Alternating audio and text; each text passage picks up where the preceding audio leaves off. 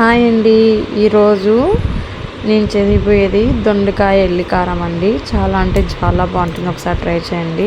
మరి ఒక 1/4 కేజీ దొండకాయలు తీసుకుని బాగా వాష్ చేసుకున్నాక ఇలాగ 4 పచ్చలుగా అలా కోసుకోవాలి. దాని తర్వాత కొంచెం ఆయిల్ వేసుకొని అది హీట్ అయ్యే తర్వాత కొన్ని మెంతులు, కొంచెం జీలకర్ర, అలాగే కొన్ని ఎండుమిర్చి, ఒక పెద్ద ఆనియన్ చిన్న ముక్కలుగా స్లైస్ చేసుకొని ఇవన్నీ బాగా వేపుకోవాలి. దీంట్లో కొన్ని ధనియాలు యాడ్ చేసుకోవాలి. నేను అది స్కిప్ అయింది, వేయలేదు.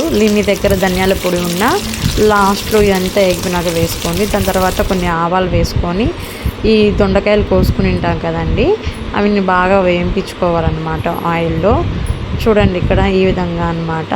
సో దొండకాయలు వేసిన తర్వాత ఉప్పు, పసుపు, కొంచెం కరివేపాకు కూడా వేసి అవి బాగా మగ్గనిచ్చేంత వరకు వేపుకోవాలి. అంతలోపల మనము పక్కన తీసి పెట్టుకున్న ఆనియన్లోకి కొంచెం తెల్లవాయలు వేసేసుకొని ఉప్పు వేసుకొని గ్రైండ్ చేసుకొని బాగా వేగిన తర్వాత దొండకాయలలోకి ఈ కారం అనేది మిక్స్ చేసుకోవాలి.